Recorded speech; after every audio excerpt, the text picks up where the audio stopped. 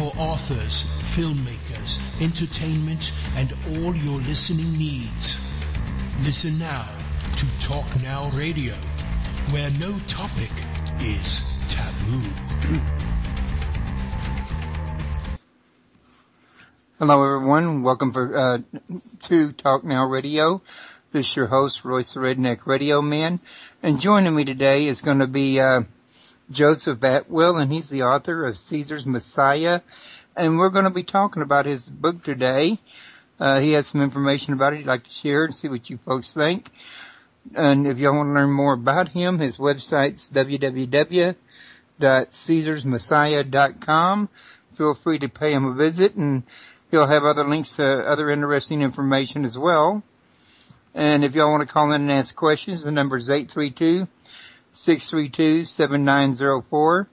And before we get started, I always like to remind everybody that Talk Now Radio is listener-supported radio. With y'all's help, I don't have to, worry about having sponsors fund me that may or may cancel out the first time I have a topic that they don't like. I can pretty well guarantee folks out there tonight that if I was being sponsored by, say, Chick-fil-A, the Tonight Show would probably not go aired because of funding. Because I think everybody knows that they're Christians, and anybody that says anything different than the Bible about the Messiah is liable to have problems from any Christian source of funding. So when you guys, do the donation meter, click on the affiliate links and things of that nature, you're basically helping me stay listening supported and keep the information coming to you that otherwise may not get to you. So how are you doing today, Joseph? Just fine, Royce. Thanks for having me. Well, I want to thank you for coming on the air, and I got to tell you, I've really been blessed this week because I got you lined up for today on Caesar's Messiah, and I got Jay Gallus lined up tomorrow over at Revolution Radio for Pico Christ. So I'm getting to do two really good subjects. Well, your subjects are actually very close, but not exactly the same in a 2-day time span, so I feel lucky. So why don't you tell us a little something just to break the ice with the listeners about what got you interested in Caesar's Messiah? Sure. Well, I had studied the Gospels when I was a young boy. I grew up in Japan. I attended a Jesuit, what was called a military academy. I'm not sure why they called it that, but it was a school that studied the Gospels essentially every day. It was a boarding school, and we would just pay attention to the Gospels and try to understand it as best we could. But later in life, I sort of just fell away from the faith. I didn't have any negative experiences. I just sort of got into other things, and it just wasn't something, Christianity just wasn't something that was that important to me at a certain point. And but I always was very curious about the character Jesus for some reason. And I think probably somewhere in college I started to become interested in the Dead Sea Scrolls. And what really interested me and what really kind of set me to broaden my research and to have it be in a more focused nature was the fact that the Dead Sea Scrolls described a Messianic movement. It was a group that basically looked to a Christ or Messiah and had basically the same proof texts. In other words, they looked at the same scripture passages that the authors of the Gospels used in relationship to prefiguration of Jesus, but this group looked to a different individual. This group was militaristic, and the literature was clearly part of the literature that propelled the Jews to rebel and had the Great War with Rome between 66 and 73 CE. So it was curious to me how, in the Gospels you would have kind of a quasi-pacifist character, Messiah. At the same time, another Messianic organization was in Judea that was completely militaristic. So just studying the two organizations side by side, it just made no sense to me how they could have coexisted. And I just began then to try to understand the Gospels in a different way. And I started reading writers and scholars that had alternative explanations. For example, Robert Eisenman, he wrote a book called James, the Brother of Jesus, and he was very much linking the Gospels into the war. He was showing all of these kinds of connections between the story of Jesus and this war. This then, in general, led me back to start just beginning to study the Gospels in a very focused way, and particularly in their relationship to the war. And so, in order to study the war, and in fact, to study the history of Judea at all, you have to read a historian called Flavian Josephus. Josephus is just the only extant historian that we have. There's just nobody else that left any material about Judea in the first century who was on the ground. So I started studying him, and while doing that, I saw that there were strange connections and relationships between the war that Josephus was describing and the stories that were appearing in the Gospels. And then over time, I just developed an understanding that the story of Jesus was fiction, and it had been created by the Romans after the war.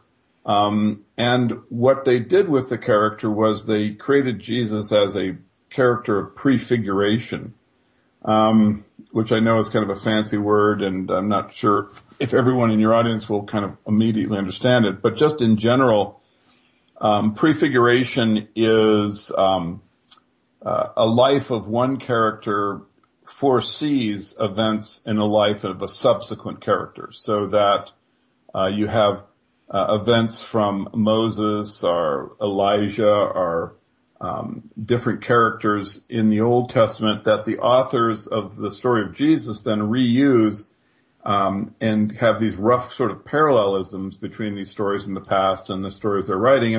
And the purpose of the prefiguration is to show that there's kind of a divine pattern that God is essentially bringing about the life of these prophets, because these parallel events show that they're not ordinary men. Kind of like the similarities between Jesus and Joseph. Yeah, the similarities between Jesus and just the Old Testament prophets in general. Just as an example, at the beginning of the ministry, he's baptized by John the Baptist. Well, if you take all of the elements of the baptism stories, you can essentially determine where every single concept came from. The location, the clothing that John the Baptist is wearing, the act of baptism, everything comes from primarily Malachi, from other stories, and the authors then developed them into a new story to show that John the Baptist and Jesus had been prefigured. In other words, they were showing that the Old Testament religion, the Hebraic Bible and chain of prophets that God had created, was extended to this character Jesus Christ, so that you basically have the imprimatur, the religious authority of the prior prophets that now has been focused into the life of the one that the authors are writing about. Now, they did this. The reason why the Romans did this is because, and it's, if you study the Dead Sea Scrolls, you can see what was driving them. The Jews of the era that rebelled were very focused unto prefiguration. They were looking for patterns in their literature, trying to see when the Messiah would come that would help them rebel against Rome. And so this was part of what was causing the rebellion. And so with the Gospels, they took those same prophecies about a coming Messiah or Christ, and they showed that, look, they foresaw a character that wasn't militaristic, that didn't advocate rebellion against the empire. In fact, was a kind of a pacifist, someone who was pro-Roman, someone who could get along inside the Roman Empire. So the Gospels had this political purpose of just trying to change the direction of the interpretation that was being done, so that the populations would look to the religion, look to Judaism to produce a pacifistic Christ. Okay. Now, was any of the Old Testament scripture altered to serve this purpose?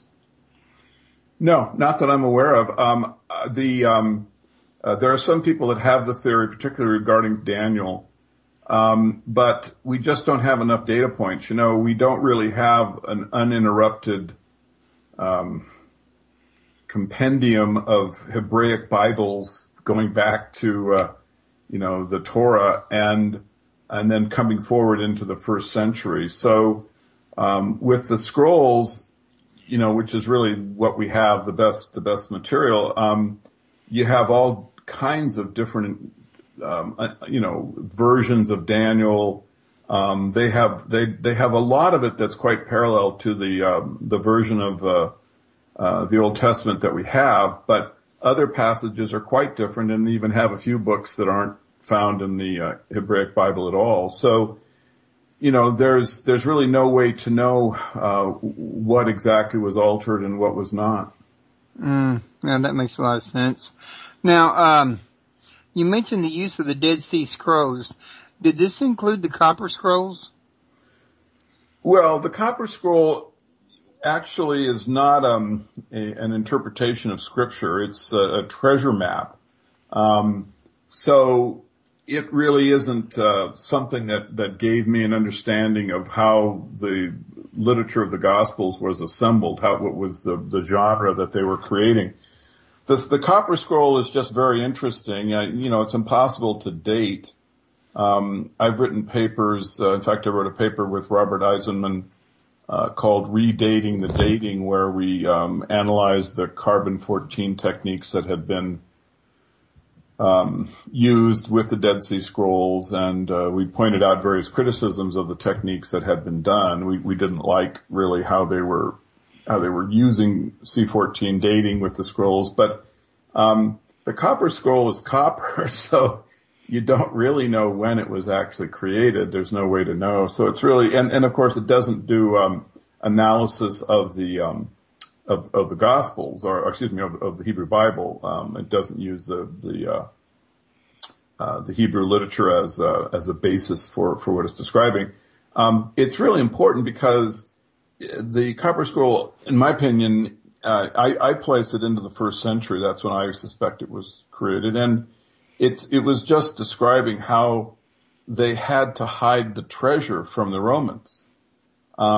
So this, kind of gives you an understanding of how then the scrolls were hidden, because you can see how meticulous they were in hiding their physical treasure, but they would have been just as meticulous in hiding their literature. And so, 2,000 years later, the Dead Sea Scrolls are found in caves, which I think had been sealed over, and had essentially come to life through, the erosion and whatnot. But they were actually buried in the ground, typically, in caves. So they were very, very carefully hidden. And the reason they did that is, in my opinion, because the Romans were trying to destroy their literature. They wanted to get rid of the revolutionary prophetic material.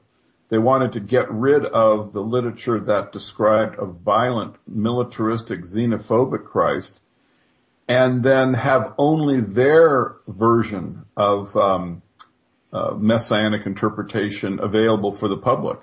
So they just wanted to wipe out the material that was propelling rebellion, so that the only thing that anyone could read about would have been the pacifistic Jesus character. Kind of like following the theory, if you don't want somebody to drive the car, take away the keys. Yeah, that's kind of, the Romans were just very practical. The empire was a prison of nations. They were, locking up ethnicities and religions, and they had to have very developed techniques in order to maintain control because they were in such a minority. Yeah, and I think you mentioned before that what you had noticed between and I want to say it was the Wars of the Jews and the New Testament was correlations of who was it, Flavius Tacitus battles? Yeah, and in other words, Jesus describes a character called the Son of Man, and some of the times he's certainly when he uses the title, and it's just a title, he's clearly talking about himself. But other times he talks about what's referred to as the second coming. He's talking about the Son of Man in the third person, and he's going to come. And he actually describes events from the war that will occur or be associated with the coming of this Son of Man that he's envisioning in the future. For example, he says that he predicts that the temple's complex, all these buildings and the Jewish temple, the Jerusalem temple, will be raised, not one stone atop another. He says that the city will be encircled with a wall. Jerusalem will be encircled with a wall. And so he's actually predicting military victories that the Flavians achieved. So this, these events I could see, and everyone sees inside the gospel. But then in reading it carefully, I noticed that there were what could be called typology. There was essentially a reason, just to give an example of why it's at the Sea of Galilee Jesus develops his disciples, and why he says, "If you follow me, you'll become fishers of men." The location and the point in the narrative of his story that this occurs. I mean, no one really notices those things. They just read the literature and, it just sort of, there's this presumption that it's an honest history. But the fact is that that episode is a typologic scene. It's actually developed from an event at the war where, this Roman Caesar, came to this location and, his troops followed him, and then they went out and fished for men, of course, not in the spiritual sense, but in the literal sense. And so, what I could see was that the Romans had put into the Gospels this kind of veiled typology that showed that Jesus actually, his whole ministry was predicting the coming of the Son of Man who was going to come during the war. So this was, it's a genre of Hebrew literature. It may seem kind of hocus pocus, but actually this method of typology is pretty well known to scholars and, particularly to those that study Hebraic literature. And, when I went through it, I could see it was very clear that, there were, and the reason why it was so clear is that the great majority of the events that make up the connection between Jesus and the Caesar, who is the Son of Man that Jesus predicts, occur in the same sequence. So, once you lay the literatures side by side, once you put the Wars of the Jews and the story of Jesus and the Gospels side by side and just start going through the actual stories that these tales are made up of, you get into kind of a rhythm where you can actually see this obvious relationship. One story is echoing the other. And in fact, you can even predict, if you've never read the Gospels, what kind of story will be coming next, because, once you get to the sort of understand the thing, you can say, well, there's got to be a human Passover lamb in Josephus because there's a human Passover lamb here in the Gospels. And in fact, I found a passage in Josephus that is an obvious parallel to the crucifixion story that we have in the Gospels. And it was quite remarkable that I discovered it because it's so obvious, but scholars had never noticed it. And the reason that I could see it is simply because I knew it was going to be there. I was following along in the story of Jesus Christ as it was predicting the events that this historian was recording. And so I knew there had to be a crucifixion story that, you'd have three of them being crucified and one would have to survive and someone would have to beg the Roman commander to take him off the cross, and so all these elements are in the story of Josephus but of course they weren't about Jesus in the story of Josephus, it's about somebody else. Yeah. The Josephus, the character, Josephus, his name is actually Joseph Bar Matthias, Joseph son of Matthias, and the character in the Gospels is Joseph Arimathea, and it's really, if you look at the Greek, it's just about the same word. So it's an example of kind of typologic connection where they make a pun. They don't use verbatim. That wouldn't be the right genre, but they just make it close enough to the story, close enough to the name in this case, that an alert reader can just see it's obviously a deliberate connection. Okay.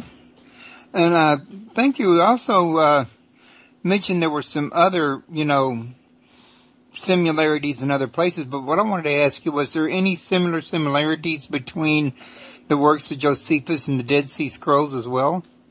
No. Josephus wrote in the Caesar's court. His histories were written after the war, and he'd been adopted by the Flavian Caesars.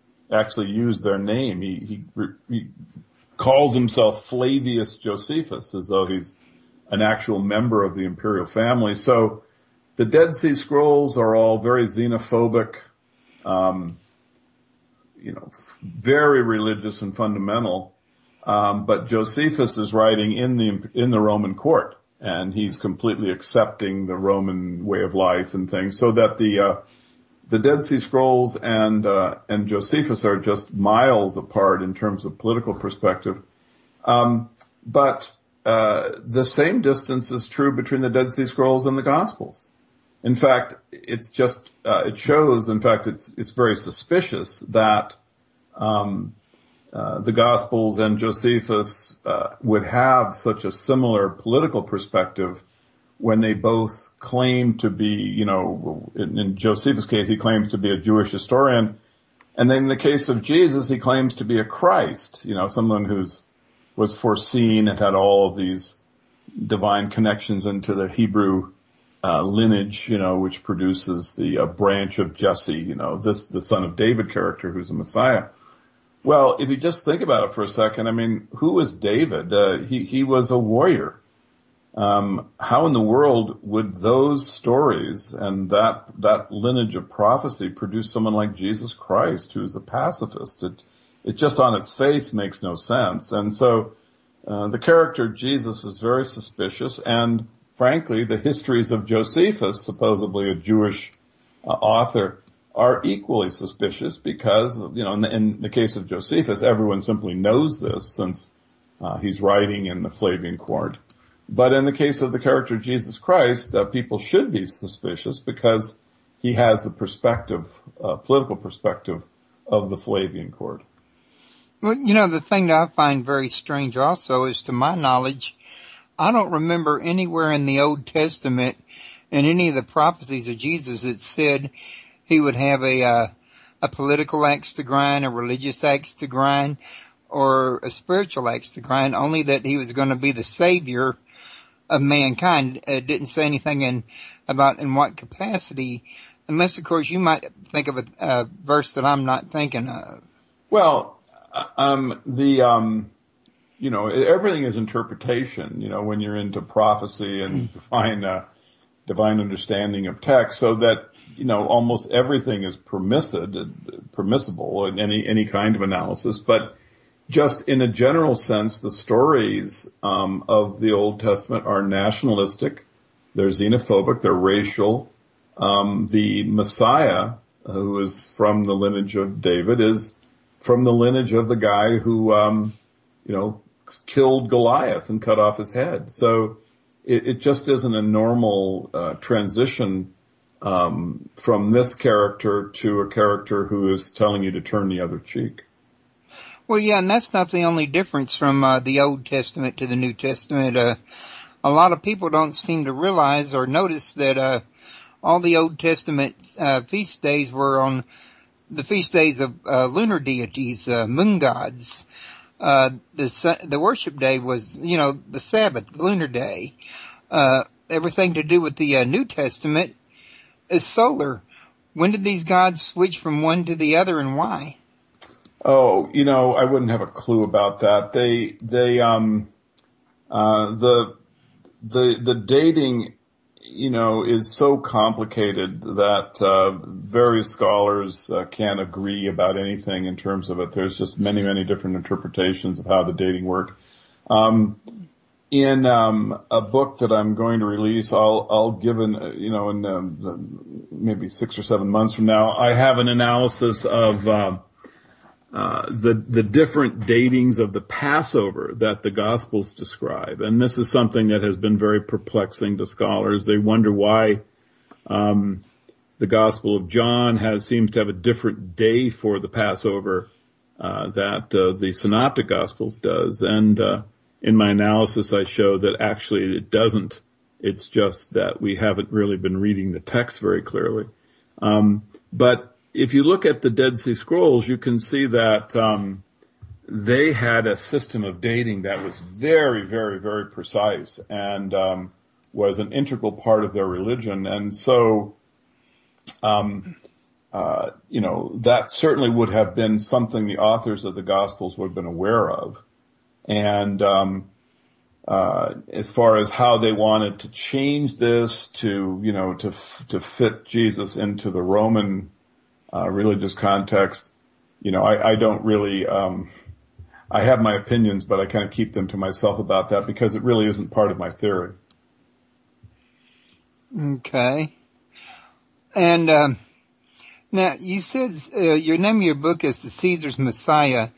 Who did you say was the main Caesar that, the son, now the kind of the theological perspective of the Gospels, you have the Father, the Son, and the Holy Spirit, this bizarre Trinity of the Christian religion, which has no parallel in the Hebrew religion. In fact, is almost incomprehensible on any level.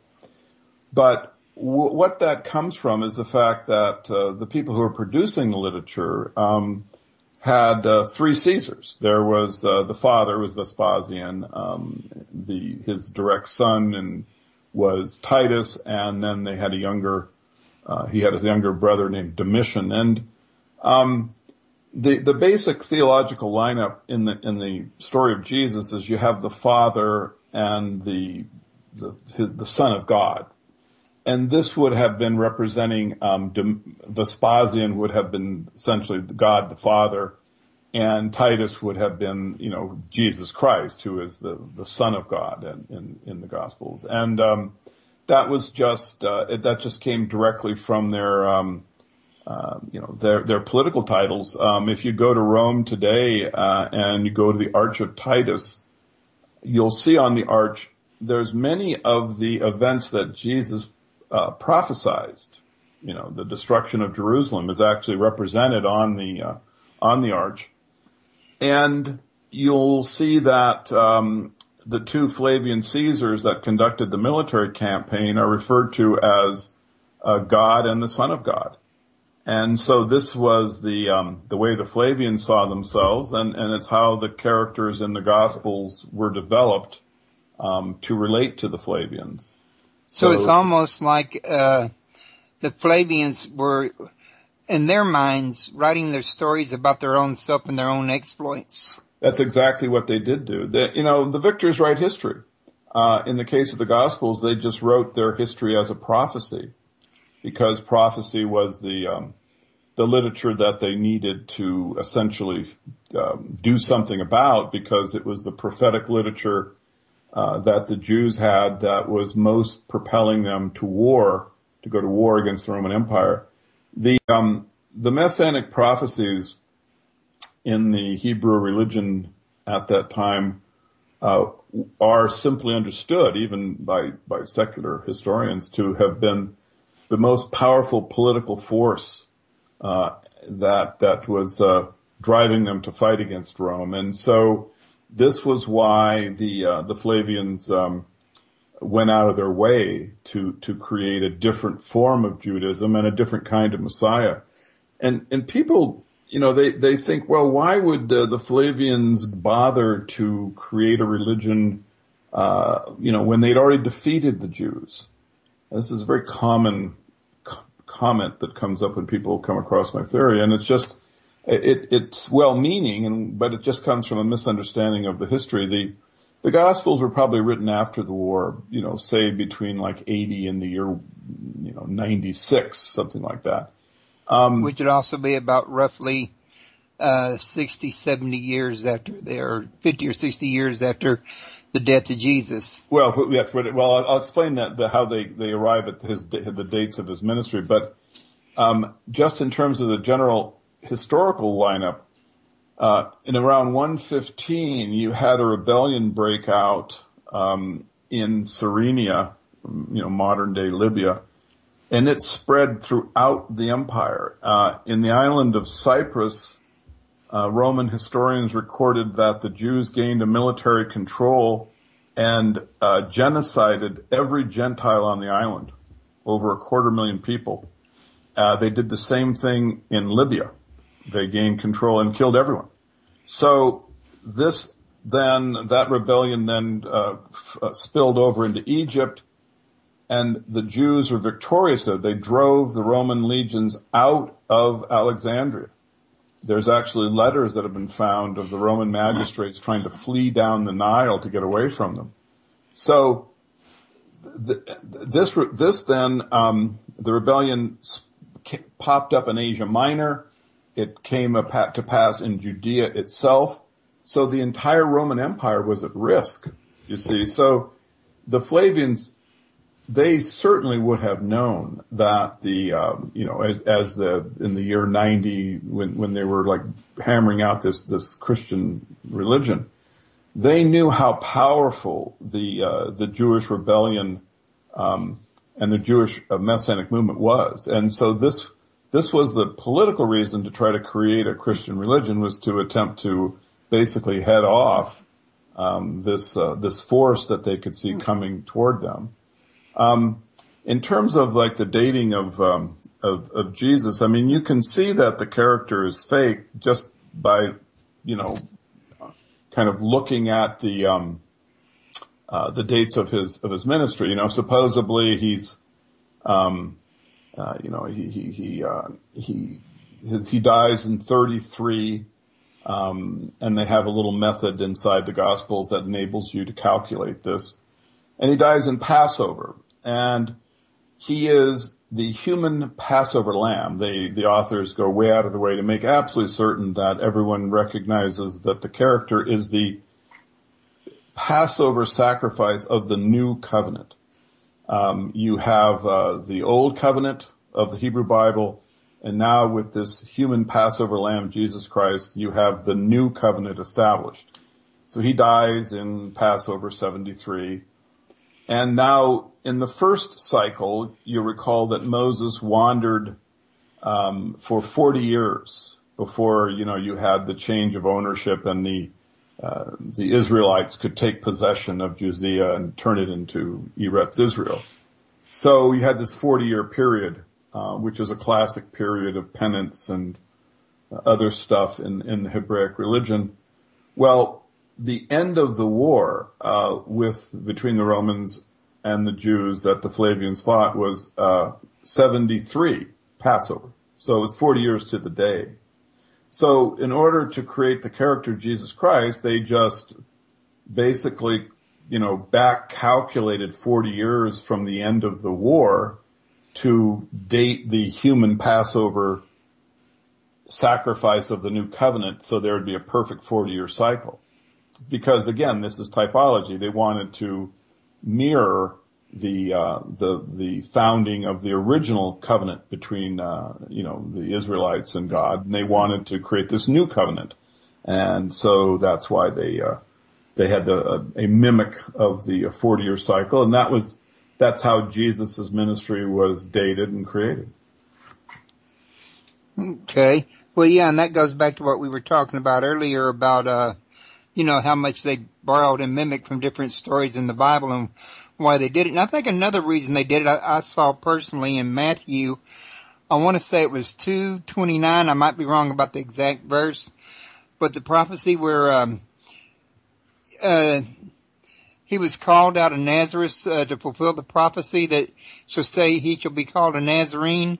If you go back in the Old Testament, that prophecy's nowhere in there, but it does show that they were trying to use backtracking into the Old Testament to fulfill New Testament prophecy, in other words. Exactly, and that stuff is just everywhere. They mimic the events in the Hebrew Bible just constantly because they're trying to give their character an authority to show that he is a legitimate Messiah and that people should pay attention to him and take his story seriously. So, to understand what was propelling him, you just have to kind of go back and look at the Dead Sea Scrolls and look at how the way that the people were interpreting Scripture to understand when the Messiah was coming was an integral part of the Jews' religion in this era.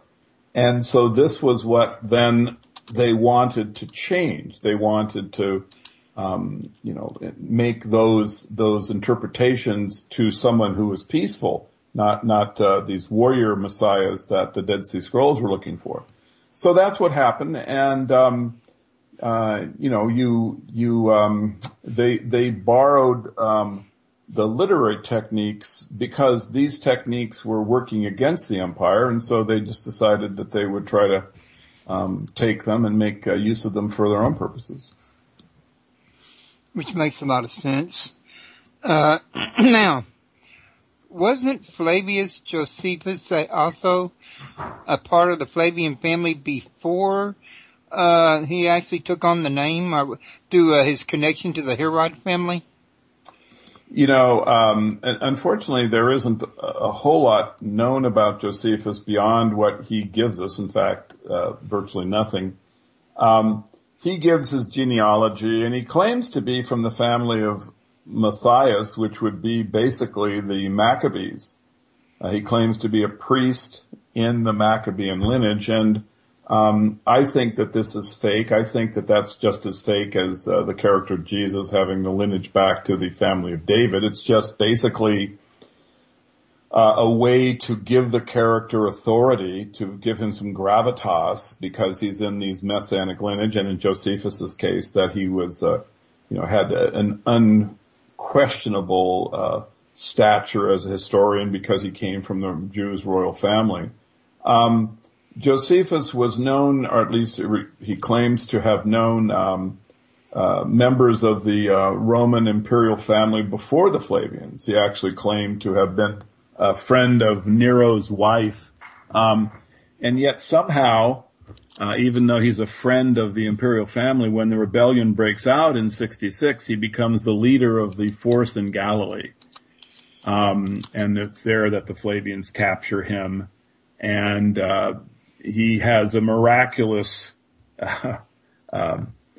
prophecy where he understands that Vespasian is going to become Caesar, and he recognizes that the old covenant is dead, that the covenant between God and the Jews is broken, and that a new covenant is established between God and the Romans. So when Josephus writes this, this is the new covenant that pops up in the Gospels. It's just a different way of looking at it. But that's the character Josephus. Now, many people have tried to look for another author to have created the Josephan histories. They think it may have been a nom de plume.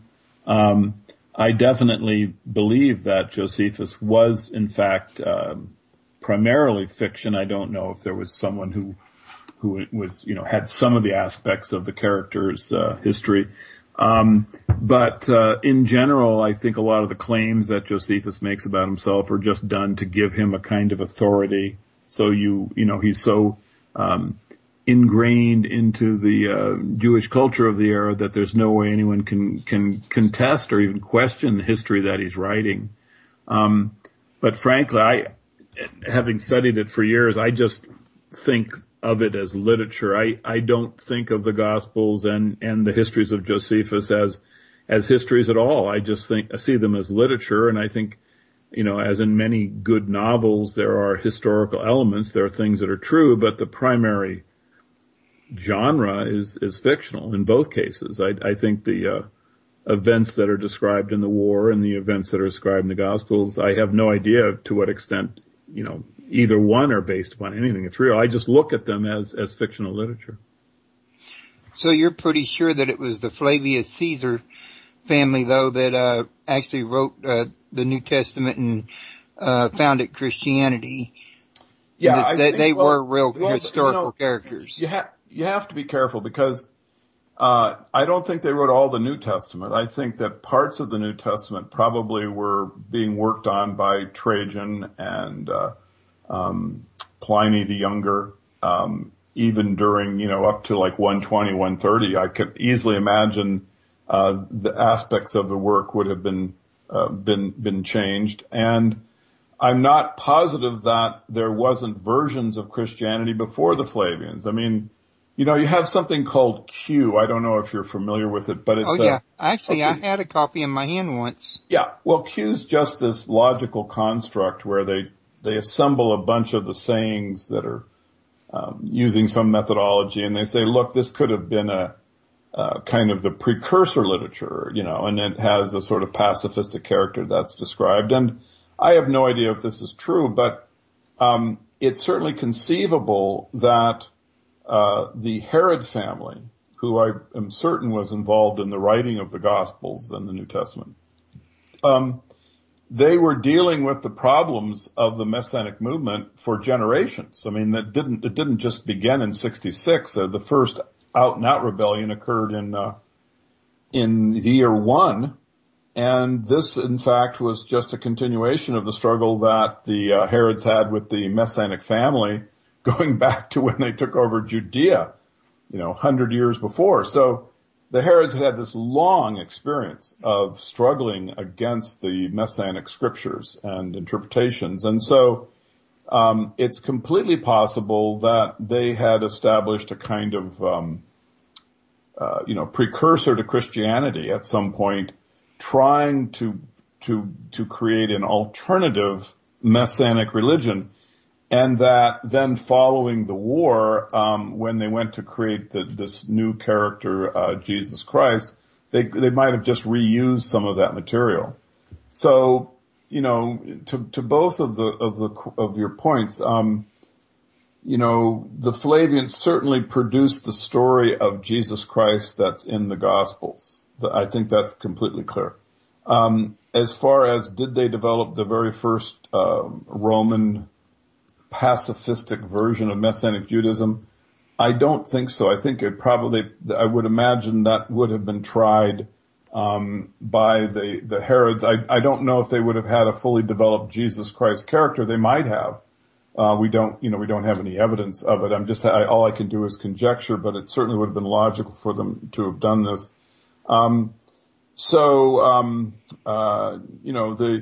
The Roman attempt to control the Jews by controlling their religion goes all the way back, frankly, to Julius Caesar, who attempted to control the high priest. The Jewish religion was always a problem for the Roman Empire from the very beginning until the diaspora in 135. The entire process was just a bloodbath for Rome, and they would have always been, I'm sure, trying to have found ways to have dealt with it politically rather than with expensive wars and violence. Which I'm sure the Jews never had any problem sacrificing their lives in honor of their God, in other words. Well, their religion requires it. I mean, you have Samson, saying that he wants to go out and die among the Philistines. So they would have been, if you just look at the description of the Romans following the wars, right? I can just give you a brief example. Following the Bar Kokhba rebellion, 132, 135. The Roman general came back and he didn't give the normal salutation, which was always done when a Roman general returned from a military campaign, which is to come to the city and address Caesar and say, if Caesar is well, I am well, and the troops are well. In this instance, it wasn't given because so many Roman families had lost sons that they were afraid that the salute would have started a rebellion. So I think you can get an understanding of just how violent these rebellions were and what a threat they were to the Roman Empire. And so this was the political backdrop to the forming of the Christian religion, was this existential threat to the empire that the religion represented. Okay. Now, before I forget to mention this, don't you also have a video out on this here book? Surely do. If you go to either CaesarsMessiah.com or Inside Out Asylum, which is a website that I discuss both Caesar's Messiah and also the newer books, you can buy a documentary that was directed and produced by Fritz Heed, who worked on The Secret of the Sphinx and The Secret War of Desert Storms, two of my favorite documentaries. And Fritz did a documentary on Caesar's Messiah, and I think it's very good documentary. I'm biased obviously, but I think it does a very good job presenting the theory, and it saves the person the brain damage of trying to work through my prose. It's very entertaining, I think, and gives a reader, or excuse me, a viewer, just a good understanding of the theory and the history very quickly. Okay. Now, evidently, the Flavians must have had a huge success, because eventually Christianity became the leading religion, the one that actually Constantine, or however you pronounce it, chose for the Roman Empire in the end, in what was that, AD 325, I want to say? Well, I mean, Constantine began the process of making it the state religion. I think the first main, the council was 305, I believe 304, 305. And from then on, it was a 70-year process of making it the state religion. A number of Caesars participated in it. It was a violent process. They basically condemned the other religions and would, level the temples and forbid people from worshiping anything other than Jesus. And so this really is why the religion is even, I think, still with us, because if Constantine had chosen another religion to make the state religion, I don't think we'd even be having a discussion about Christianity. I think it was completely because Constantine made that decision. And there's been many, many guesses as to why he chose Christianity. His real name was Flavius Constantine. I was wondering if he was going to get to that. Yeah, it's Flavius Constantine, and I think he was a family member, even though they didn't record those genealogic connections at that point. But he had connected his divine arch to the arches of Titus and Vespasian when he erected it in Rome outside of the Colosseum. So that's kind of like admitting he's a member of the family right there. Exactly. And it's very interesting. One thing that very few people know is that Constantine, when he died, he had the artifacts of the 12 disciples brought to his burial site. and he surrounded himself in a circle so that the 12 disciples are surrounding him. And many people who have looked at this have said, gee, it sure seems like he's saying that he is Jesus Christ, you see. So that to me is completely convincing, and it just shows that... Or that his family is, maybe? Yeah, well, the Domitian also claimed, the younger brother of Titus also claimed to be Jesus Christ. To the Flavians, the title of Christ was basically just a title anyone could take on, and all of them would have seen themselves as the Christ. It wouldn't have just been Titus, or it wouldn't have just been their fictional character Jesus. I mean, they were all Jesus Christ, the Savior Messiah.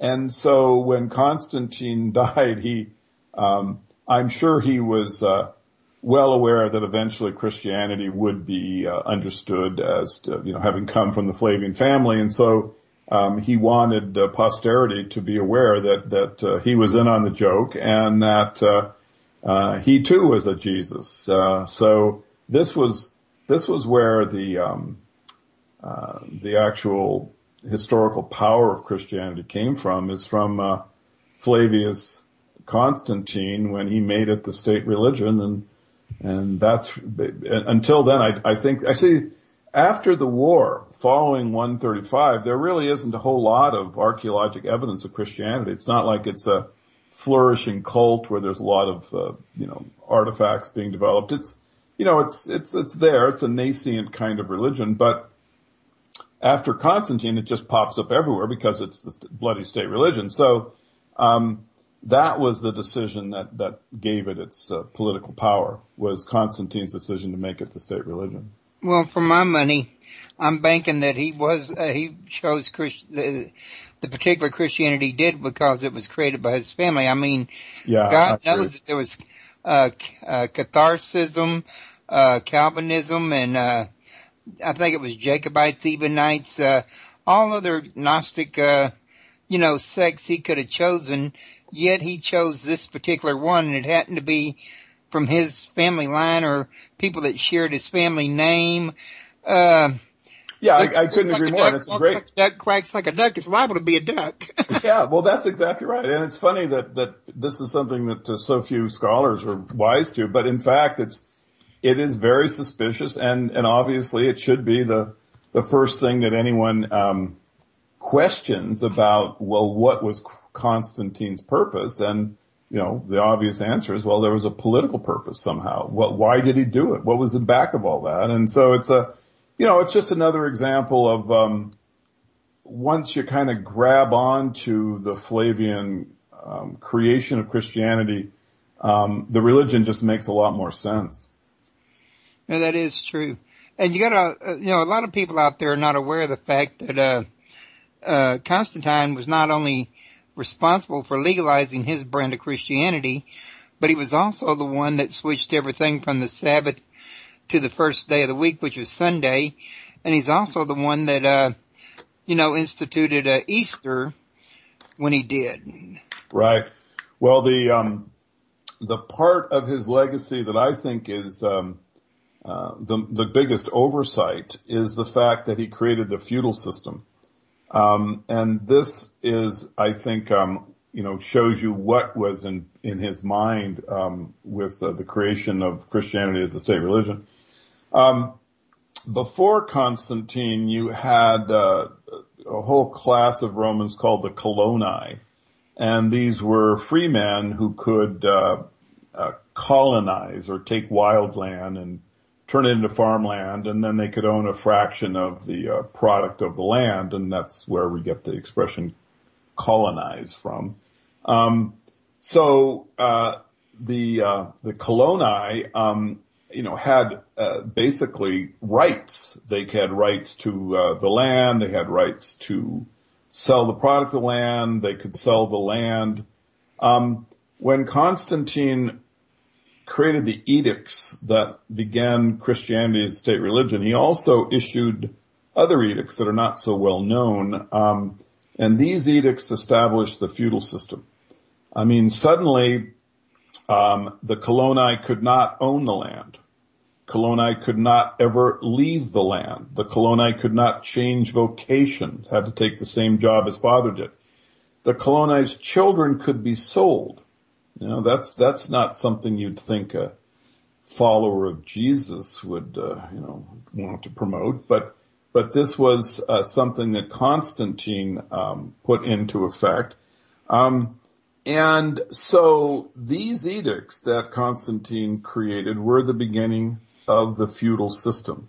It bound the serf, and the serf is just another fancy name for slave. It bound the serf to the land, and it took away all of his rights. That system stayed in effect for over 1,000 years. No way to grow, no way to escape. Yeah, they completely extinguished the intellectual light of Europe. Before the Dark Ages, and the feudal system was what really onset the Dark Ages. I mean, Rome was on the cusp of the Industrial Revolution. They literally had everything, perhaps except the piston and electricity, to have, created Silicon Valley. I mean, they were right on the edge of the Industrial Revolution. And yet 500 years later, they're having trouble making mud huts. What happened?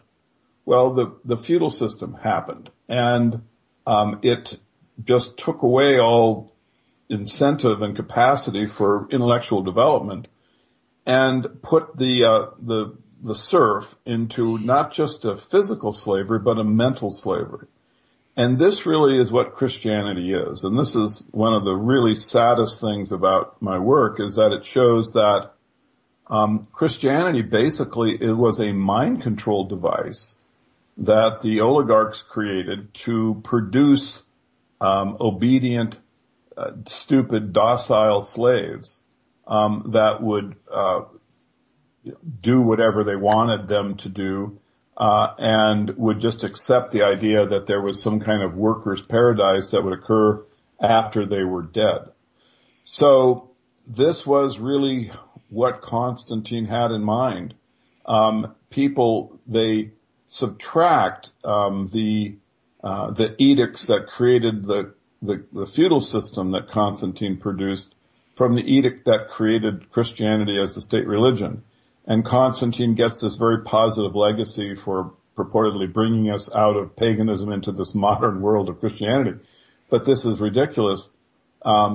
Basically, what he did is he took us back to a primitive condition, that without any mental capacity, and he used Christianity as a way to just dull the minds of the European. And frankly, I think we've never recovered. I think that... I was about to say, it's still dulling people's minds to this day. It still is, and the effects are with us everywhere. And so this is really one of the reasons why I do promote my work, why I brought it out, is because I thought that this is really valuable information. I mean, this is something that I think young people should know, and it's a way of understanding government. You can see government in a much more suspicious light.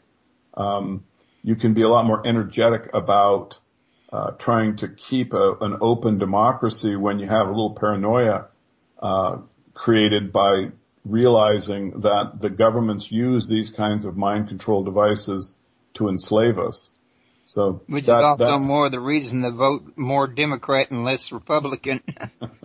Well, unfortunately, from my perspective, what I see is just false flags everywhere. I mean, I see Christianity as a false flag religion, and so the dialectic, the struggle that it describes, is false. And I think that the oligarchs are smart enough to know that to have any power, you have to control both sides of the political struggle, but you have to make the people believe that there is a struggle going on. So for my money, I'm suspicious of both parties, and I look to try to understand, who is controlling both of them, not just how one fights against the other. Which, in all honesty, there's been, I think money's the biggest controlling factor, but the question is, who's got the money that's paying it out? Right, exactly. I think that, in my mind, the whole Federal Reserve System is just a kind of Christianity, that is just basically a mind control device that is, that has no real basis in fact. It's just people believe certain things which are untrue. And so, this would be to get democracy really animated and moving in a good direction, a direction protecting us. We would want to analyze that situation very carefully to try to, find out how we could improve upon it. Right. Okay, then, are there any last minute thoughts or anything you'd like to share that I didn't mention or anything? I think we gave a pretty good look at it. I would just say that, you can go to CaesarsMessiah.com. I'm always available to answer questions. The book's there, the documentary's there. I have a new book out, which is called Shakespeare's Secret Messiah. And it shows the relationship between the Shakespearean literature and the Gospels and the New Testament that has been overlooked. It shows who actually wrote the material and why. And it actually shows that the author of Shakespeare agreed with me that the Flavians produced that sounds like something I'd want to read. Well, I hope you do. And love to. Would the person who wrote Shakespeare, by any chance, the person who wrote Shakespeare, if you'll pardon my interruption, yes. I don't want to let you get away without me asking this, though. Sure. Would that by any chance be Sir Francis Bacon? No. Oddly enough, Shakespeare, the literature of we call Shakespeare, is written by a woman. Her name was Amelia Bassano. She was a language tutor. She was dark-skinned and a very interesting character. Just to give you, Shakespeare is a false flag literature. She was from a Jewish family and knew about the Gospels, had a terrible experience with the Christian authorities, and so the literature is really, the Shakespearean literature is really a kind of a tit for tat. In other words, to the extent that the Flavians produced a fake, Jewish literature with fake Jewish authors like, Matthew and Mark. So she produced a fake Gentile, literature, and even her name, Shakespeare, is a pun. I mean, Will Shakespeare is just a martial declaration that we haven't been destroyed by the Catholic faith, and we are still fighting. So just to real quickly give you a little bonbon of what people don't see when they look at the literature, in Titus Andronicus, which is just an obvious spoof of Titus Flavius, there are many connections to the Flavians that have been just totally overlooked. For example, if you read it, you'll see that in one point someone says, "What is your brother doing, Titus?" And Titus says, "He's by himself killing flies." And the guy says, "Well, why is he killing flies?" And Titus says, "That's what he does. He kills flies." And he goes, "Well, it doesn't become the brother of Titus to kill flies." Well, classically trained scholars will know that the brother of Titus Flavius, Domitian, was famous for killing flies. That was his favorite thing to do. So you can see that the author is clearly making some comment on the Flavians that hasn't been understood. But then if you go on in Titus Andronicus, you'll see that you have a Last Supper and cannibalism, and the jokes that I show that come to pass against the Jews in the Gospels, in the Shakespeare literature, are coming to pass against the Gentiles. So it's a reversal of the mockery that the Romans produced with their Gospels. Sounds very interesting, I tell you. I'm going to look up that and do a little research on it. Oh, thank you. I hope it is interesting to you. And if you ever have any questions or like me to come on and talk about it, I'm happy to do that, Royce. Actually, I was going to tell you that I might just contact you in the near future to come on to Revolution Radio and maybe share a little bit over there, since you already know there's a bigger live audience. I very much enjoy the people there and talking to you. And if there's ever, you ever would like to have me come by and chat, I promise I'll be available. Okay, well, thanks so much. I'm going to call back because I'm expecting my wife. Okay. Well, hey, it was good talking to you, buddy, and I'll talk to you soon, okay? Okay. All right, bye-bye. Bye-bye. Guys, I want to thank you guys for listening in. It's been an enjoyable evening. And I want to remind y'all to join me tomorrow at freedomslips.com at Revolution Radio. I'm going to be interviewing Jay Gallus, and it's going to be about his book, Peace, O Christ. It's got some similar information to tonight's guest, only from a different angle and a different perspective. Same story, a different side of it, I guess you might say. A lot of new information. I think y'all enjoy it, so join us tomorrow. With that, I want to thank you for listening in. Really enjoyed y'all being here. And y'all have a good night, and I'm going to call it quits.